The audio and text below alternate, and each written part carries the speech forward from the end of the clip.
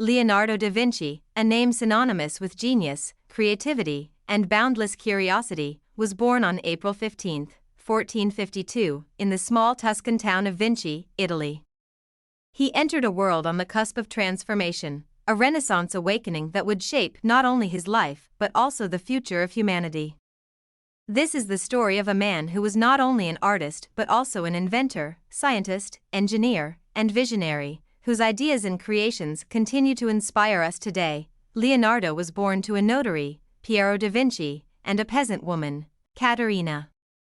As an illegitimate child, he was barred from formal education and many privileges afforded to legitimate sons. But this circumstance may have been a blessing in disguise. Instead of being bound by rigid academic traditions, Leonardo's insatiable curiosity led him to learn from the world around him.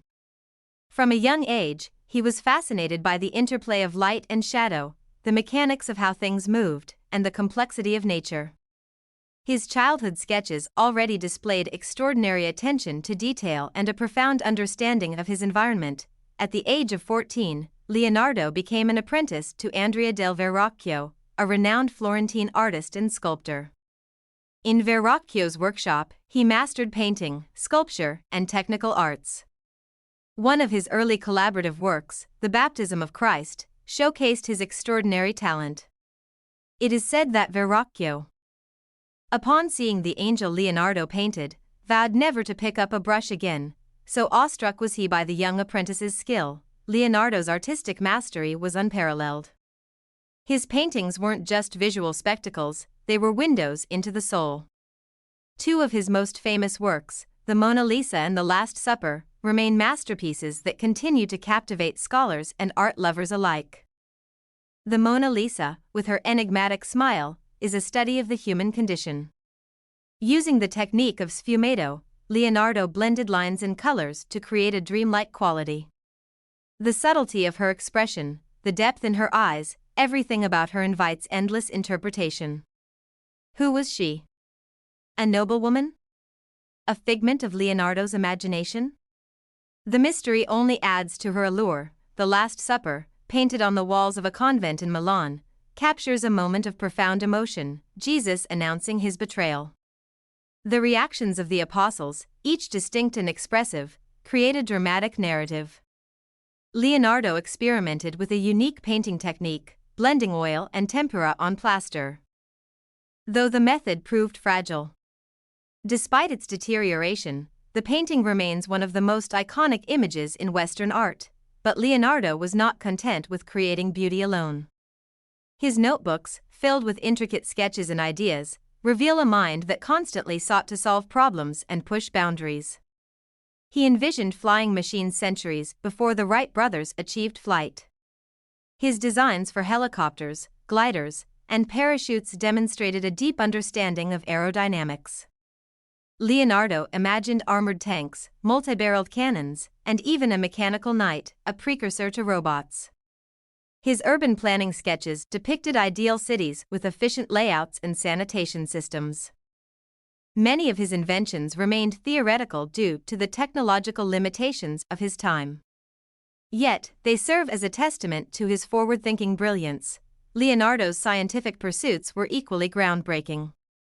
He performed detailed dissections of human cadavers, creating anatomical drawings that are still revered for their accuracy. He was the first to depict the human spine, muscles, and internal organs with such precision. His studies laid the foundation for modern anatomy.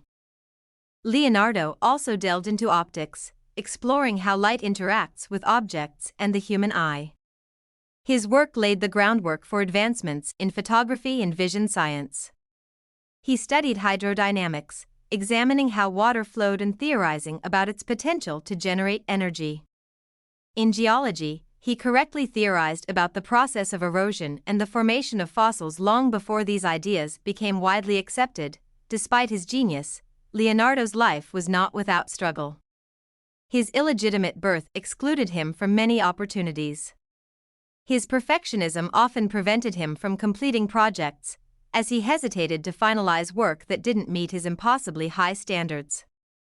His insatiable curiosity meant he frequently abandoned projects in favor of exploring new ideas.